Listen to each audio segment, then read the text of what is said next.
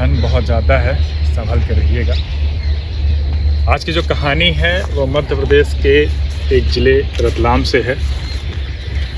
Power और पैसे के नशे में चूर किसी ने गरीब मजलूम को परेशान किया, उसकी आबरू को तार तार किया और बदले में उसने ऐसा बदला लिया।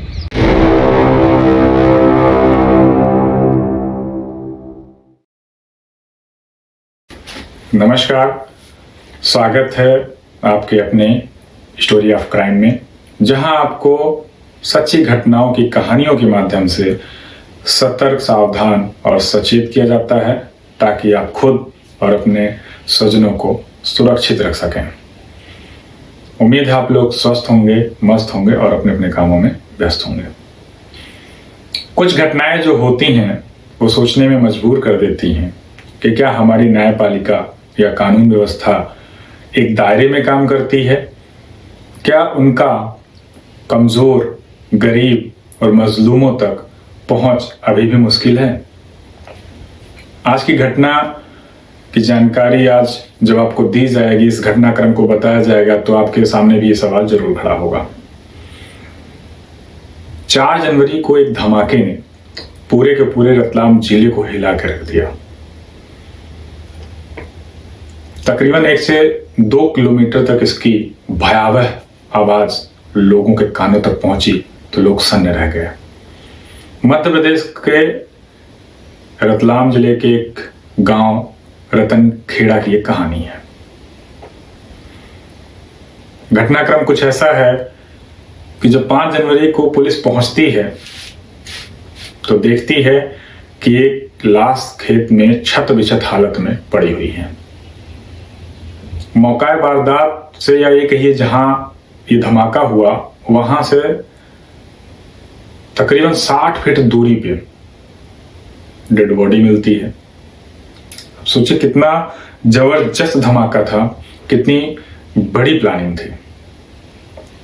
पुलिस सतर्क हो जाती है, चारों तरफ अपनी मुखबरी लगा देती है, इंक्वायरी करती है, जांच बिठाती है।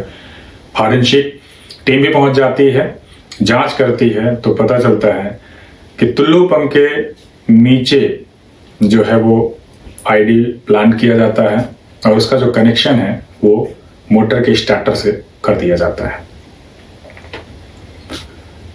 छत बिछत हालत में डेड बॉडी को उठा के पोस्टमार्टम के लिए भेज दिया जाता है और इधर सर्विलांस बिठा दिया जाता है। साइबर टीम की मदद ली जाती है, फोन कॉल्स पे भी इंक्वायरी शुरू होती है। चश्मदीद कुछ थे, उनसे भी इंक्वायरी होती है। तो जो पूर्व सरपंच थे भंवर लाल और ये जो धमाके के शिकार हुए थे, ये हैं लाल सिंह। भंवर लाल का खेत उनके बगल में ही था। उनसे पूछताछ हुई तो उन्होंने बताया इसी तरह का एक हादसा हुआ था जिसके शिकार वो होते होते बच गए थे। तकरीबन 6 महीने पहले उनके साथ इस वारदात को अंजाम दिया गया था। मुखबिरी बैठती, इंक्वायरी होती है तो बताया जाता है कि एक किसान सुरेश लोढ़ा को उनके खेतों के आसपास देखा गया था। टीम बैठती है, खोजबीन शुरू होती है तो पता लगता है सुरेश लोढ़ा और उसका परिवार गांव से गायब है।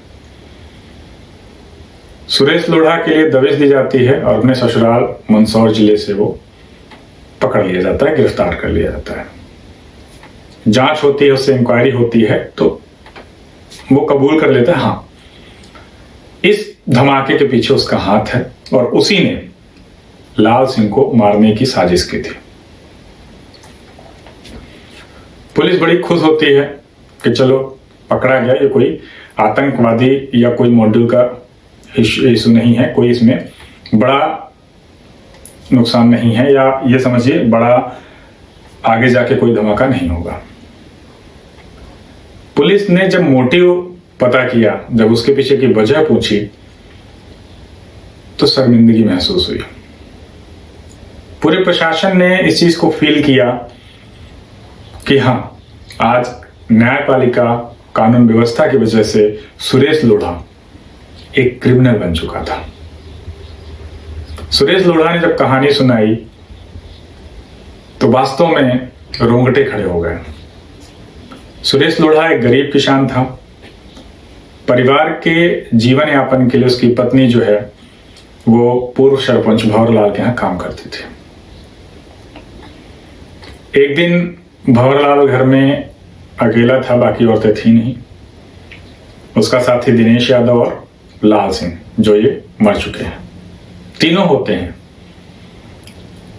तो डरा धमका के सुरेश लोढ़ा की पत्नी के साथ ये लोग दुष्कर्म करते हैं। तीन के तीनों रोते बिलखते घर पहुंचती है सुरेश लोढ़ा की पत्नी, बताती है। सुरेश लोढ़ा कानून की मदद के लिए पहुंच जाते हैं, गुहार लगाते हैं, दरवाजा खटखटाते हैं, लेकिन कोई सुनवाई नहीं होती। 2-3 बार और ये कोशिश करते हैं, लेकिन कोई सुनवाई नहीं होती। सुरेश लोढ़ा तय करता है मैं खुद ही इनसे अपना बदला लूंगा, लेकिन कोई फायदा नहीं होता। बीवी समझा देती है कि आप ही हो जो हो, अगर आपको कुछ हो गया तो हम लोग कहां जाएंगे। आसपास के लोगों की माने तो सुरेश लोढ़ा एकदम शांत हो चुका था, ऐसा लगता था कुछ हुआ ही नहीं है, क्योंकि कहीं न कहीं सरपंच का दबदबा जो था वो बहुत अच्छा था, इसलिए शायद उसकी रिपोर्ट भी नहीं लिखी गई। अब जब मामला ठंडा हो गया, शांत हो गया, इधर सुरेश लोढ़ा धीरे धीरे उन लोगों के संपर्क में आने लगा जो इमारतों को लाश से तोड़ते थे, पहाड़ों को तोड़ते थे पत्थर के लिए। ग्रेनाइट खदान वगैरह आपने सुना ही होगा, सड़क वगैरह भी तोड़ी जाती हैं, पुल वगैरह भी तोड़ी जाती हैं, कुएं भी खोदने के लिए डायनामाइट का इस्तेमाल होता है कहीं कहीं। और उनसे इसके गुर सीखता है कि कैसे इसको लगाया जाता है, कैसे ब्लास्ट किया जाता है। सबसे पहले वो वारदात के 6 महीने बाद भंवरलाल के लिए जाल बिछाता है, जो पूर्व सरपंच था, लेकिन वो बच जाता है। लेकिन 3-4 जनवरी को रेकी करके जब ये लाल सिंह के लिए जाल बिछाता है तो लाल सिंह उसमें फंस जाता है। अब जो पुलिस का चेहरा था वो जाहिर सी बात है पानी होगा, क्योंकि बहुत बड़ी गलती हो गई थी किसी से, जिसकी भरपाई एक आम इंसान का जुर्म तक का सफर से बन गई थी। धीरे धीरे पूरा मामला खुला और नामजद रिपोर्ट सामूहिक दुष्कर्म को लेके जो सुरेश लोढ़ा की पत्नी के साथ हुआ था दर्ज हुई, जो नामजद थी भंवरलाल, दिनेश यादव और लाल सिंह, जो कि इस ब्लास्ट में मर चुका था। तो कहीं ना कहीं ये जो पूरी कहानी है, इसका जो दायरा है वो एक क्षेत्र में नहीं, ये काफी व्यापक है और अक्सर देखा गया है, सुना गया है। समाचार पत्र हो, डिजिटल मीडिया हो, इस तरह की घटनाएं कहीं ना कहीं किसी और रूप में हमारे सामने आती रहती हैं। क्या इंसान इतना बेहया, इतना दुर्दांत हो गया है कि वो अपनी ही सजातीय, अपनी ही नस्ल के पीछे इस कदर पड़ चुका है कि वो अपना भी और दूसरों का भी नाश पे नाश किया जा रहा है। एक बार इस बारे में जरूर सोचिएगा कि आपकी ताकत, आपका पैसा अगर किसी का भला नहीं कर सकता तो हो सके तो उसका बुरा भी मत करिए। फिलहाल आज की इस घटना में एक ऐसा इंसान शिकार हुआ जिसने जुर्म से अपना कोई ताना बाना नहीं रखा था और इस हादसे का शिकार होने के बाद वो एक मुजरिम करार दे दिया गया। उम्मीद है आप लोग भी इस घटना से खुद को और अपनों को सतर्क करेंगे और सावधान रहेंगे। आज के लिए इतना ही, कल फिर मिलते हैं, तब तक के लिए धन्यवाद।